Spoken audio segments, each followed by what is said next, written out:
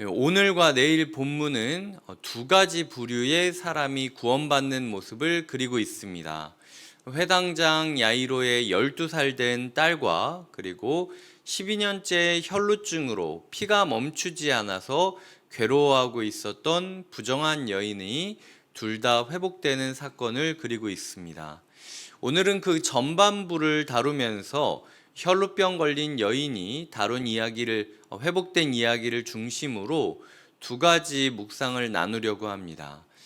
첫 번째로는 오늘 본문은 의도적으로 야이로와 그 여인을 대조하여 그리고 있다라는 겁니다.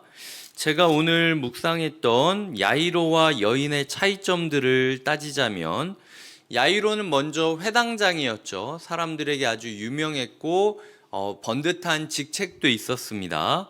하지만 이 혈루병 여인은 불결한 여인이고 부정한 여인이라고 불렸습니다. 레위기 15장 19절을 보면 몸에서 피가 나는 여인은 일정 기간 동안 피가 멈출 때까지 진영 밖에 있어야 된다라는 이야기를 하고 있습니다. 피가 난다라는 것은 부정하다라는 뜻이다라고 이야기를 하고 있다라는 거죠. 그 이유가 무엇인지에 대해서는 차처하더라도 어쨌든 피는 하나님의 것으로 여겼고 함부로 피 흘리면 안 된다라는 그 말씀을 따르기 위하여 이스라엘 사람들이 피 흘리는 것에 대해 민감했다라는 건 사실입니다.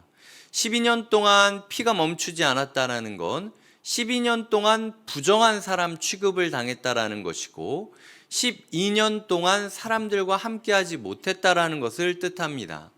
예전에 제가 몇 번 이야기를 드렸지만 제 몸에서 피가 한 4년 정도 멈추지 않고 났을 때 그 부분 때문에 제가 사람들을 얼마나 피했는지 모릅니다. 걸어 다닐 때마다 피냄새가 나고 스스로 남들은 뭐 맞는지 안 맞는지 모르겠는데 저에게서는 계속 그 후각을 자극하는 저 자신의 냄새가 나기 때문에 사람들과 만나는 것이 껄끄러워지고 상처 부위를 드러내는 것도 껄끄러워지고 그렇기 때문에 남들이 뭐라고 하지 않아도 스스로가 위축되고 고립되는 것이 피 흘렸을 때의 모습이라는 거죠. 하지만 이 여인은 대놓고 모든 사람들이 피를 흘린다라는 건 부정하다라고 이야기하는 사회 가운데 살았다라는 것입니다. 회당장 야이로는 야이로라는 이름이 알려져 있었습니다. 하지만 이 여인은 회복된 이후에도 끝까지 그 여인의 이름이 무엇이었는지 알려지지 않고 있습니다. 이 회당장 야이로는 자신을 위해서가 아니라 타인을 위해서, 비록 뭐 자기 딸을 위해서긴 하지만 타인을 위해서 예수님 앞에 나아왔고 이 여인은 자신을 위해서 예수님께 나아옵니다. 회당장 야이로에 따른 투병 기간이 길지 않았지만 이 여인은 투병 기간이 12년이나 되었습니다. 회당장 야이로는 예수 그리스도 앞에 정정당당히 떳떳하게 나와 이야기를 걸지만 이 여인은 예수 그리스도께 나가지 못하고 숨어서 그의 옷자락을 만질 뿐이었고 야이로는 예수님 앞에서 1대1로 대화를 하는 모습을 보이지만 이 여인은 혼자 스스로 뭐라고 이야기하냐면 28절에 이는 내가 그의 옷에만 손을 대어도 구원을 받으리라 생각함 일러라 혼잣말만 하면서 예수님을 만졌다라는 것이죠. 그렇기 때문에 이 야이로와 여인은 의도적으로 마가복음이 대척점에 두고 있는 모습입니다. 어제 제가 이런 이야기를 드렸죠. 예수님께서는 가버나움이건 거라사 땅이건 간에 동일한 사역을 하셨다라고. 이 회당장 야이로와 이 혈루병 든 여인은 너무나도 다른 모습을 그리고 있지만 그들의 마음 가운데는 동일한 것이 딱 하나 있었는데 그게 무엇이냐? 간절함입니다. 23절 간곡히 구하여 이르되 내 어린 딸이 죽게 되었사오니 오셔서 그 위에 손을 얹으사 구원을 받아 살게 하소서. 이 야이로는 예수님께서 손을 얹어주기만 하시면 살 수 있다라는 간절한 믿음으로 예수님 앞에 구하고 있는 것입니다. 자, 27절 28절에 보면 무리 가운데 끼어 뒤로 와서 그의 옷에 손을 대니 이는 내가 그의 옷에만 손을 대어도 구원을 받으리라 생각함 일러라. 이 야이로와 이 여인은 예수 그리스도를 향한 간절한 믿음이 있었다라는 거예요. 예수 그리스도가 손만 닿아 주셔도 내 삶은 바뀔 수 있다. 내 아이의 삶은 바뀔 수 있다라는 간절한 믿음만이 있었다라는 거죠. 사람들이 보기에서는 아주 정정당당하게 눈앞에서 간절히 구하는 모습이건 아니면은 소위 비겁하게 사람들 틈바구니 속에서 다른 사람에게 민폐를 끼치며, 왜냐하면은 부정한 여인과 부딪혔다라는 건 나도 부정해졌다라는 뜻이니까 나 또한 일정 기간 동안 격리되어야 할 수도 있는 거거든요. 사람들 앞에서 간절하게 정정당당하게 기도하는 모습이건 아니면 민폐를 끼치던 모습이건 간에 중요한 것은 그의 마음 가운데, 그녀의 마음 가운데 예수 그리스도를 향한 간절한 믿음이 있었느냐 있지 않았느냐를 예수님께서는 보고 계시다라는 거죠.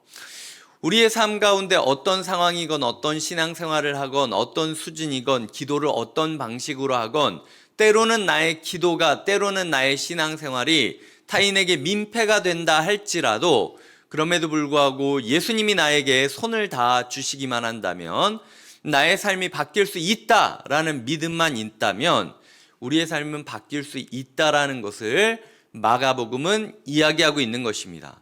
의도적으로 1장과 5장에서 변하지 않는 예수님의 사역을 보이시면서 우리의 삶에도 변하지 않는 것 딱 하나가 있어야 되는데, 예수 그리스도의 존재에 대한 강렬한 믿음, 절실한 믿음, 간절한 붙들림이 있어야 된다라는 것을 말하고 있다라는 거죠.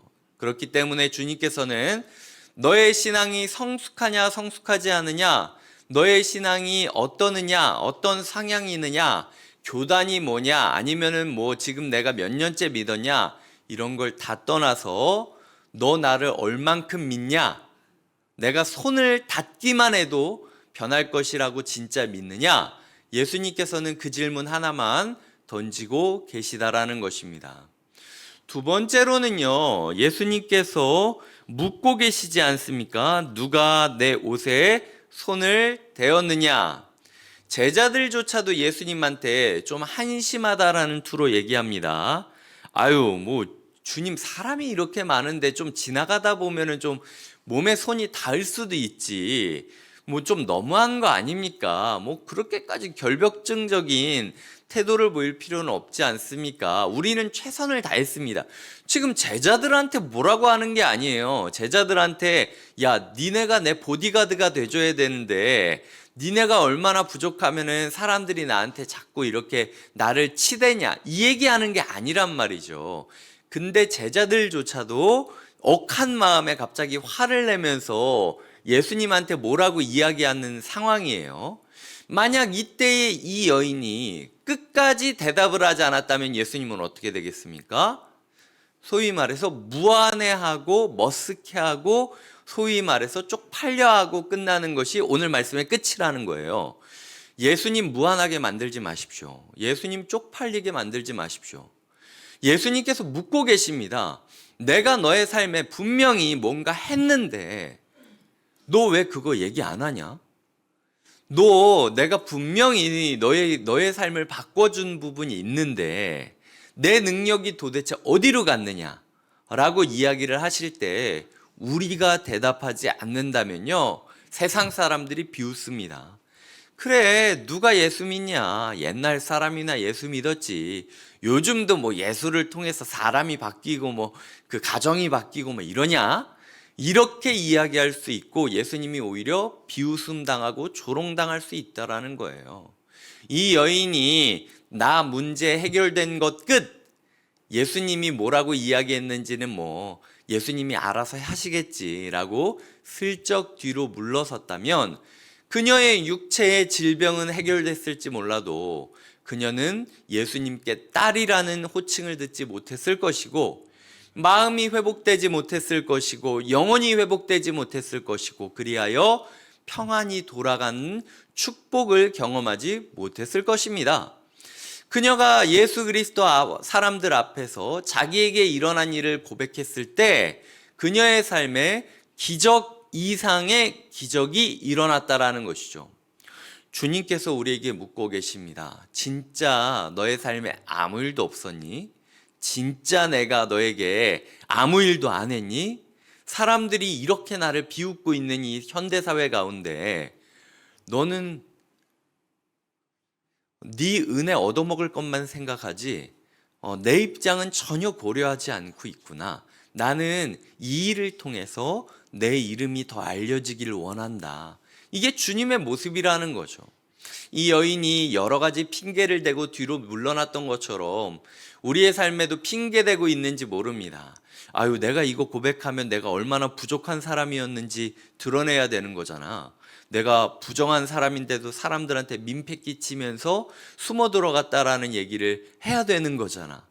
그리고 이게 우연일 수도 있으니까, 그리고 아직 확실하게 된 것도 아니고 내가 12년 동안 고생했는데 이 순간 잠깐 회복됐다라고 이야기했다가 아니 내일 또 그러면 어떻게, 적어도 10일 정도는 지켜봤다가 이거를 얘기하든지 여러 핑계를 댈 수 있었어요. 하지만 그럼에도 불구하고 이 여인은 핑계대지 않고 예수를 증거해야 될 때 증거하게 했고, 그리하여 기적 이상의 기적을 경험하며 딸이라 라고 이야기하는 예수님의 고백으로 마음의 위로를 얻고 평안히 가라 라고 하는 축복을 들으면서 구원을 받았다라는 영적인 회복 선언을 듣게 되었다라는 거죠. 우리가 얼마나 부족하건 핑계댈 게 얼마나 많건 간에 오늘 주님께서는 묻고 계십니다. 누가 내 옷에 손을 대었느냐? 이 새벽에 여기까지 와서 이 말씀을 듣고 이 아침에 영상으로 이 말씀을 들을 정도면 적어도 우리가 옷자락에 손댔다라고 말할 수 있는 거 아니겠습니까? 중요한 건 이렇게 옷자락에 손댔는데도 불구하고 아유 주님, 제가 예수님의 얼굴도 못 봤지만 이광희 목사라는 그 잘 알지도 못하는 사람의 말을 들으며 이거라도 예수님의 옷자락이라고 생각했다면 옷자락 맞아요. 그 옷자락이 무슨 능력이 있겠습니까? 예수의 옷이니까 능력이 있는 거죠.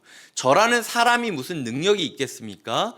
제가 그냥 예수님의 말씀을 전하고 있다면 저라는 사람이 아니라 예수님의 말씀 때문에 기적이 일어날 수 있다고 저는 믿고 있다라는 거예요. 그렇다면 우리의 삶에 내가 간절한지 아닌지 이것만이라도 내가 붙잡고 예수님을 의지하겠다라고 여기신다면 반드시 삶은 변하고 있을 것이고, 그 변하는 걸 주님이 어떻게 변하고 있냐라고 물어보신다면 부족하더라도 얘기하시라는 거예요. 12일이 지나지 않았다 할지라도, 내 부족함이 오픈된다 할지라도, 그럼에도 불구하고 은혜를 노래할 때 기적 이상의 기적을 경험할 것이다. 내 마음도 행복할 것이고, 그리고 내 영혼도 구원 얻을 것이고, 예수님이 친히 말씀하시는 축복의 메시지를 들으며 살아가게 될 것이다. 여전히 나의 이름은 무명의 여인으로 끝나게 될 것이고, 여전히 나는 혈루병 든 여인이라는 부정한 이름으로 불리겠지만 더 이상 여태까지의 나의 부정함이 부정함으로 끝나는 것이 아니라 은혜의 고백이 될 것이다. 이것이 그 여인이 초대교회 가운데 평생 동안 살아갔던 삶의 방식이었음을 우리가 기억해야 된다라는 것이죠.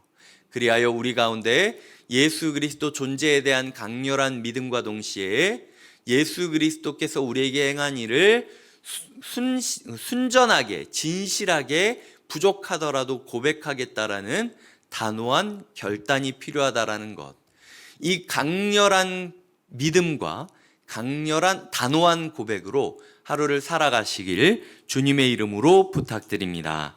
기도하시겠습니다.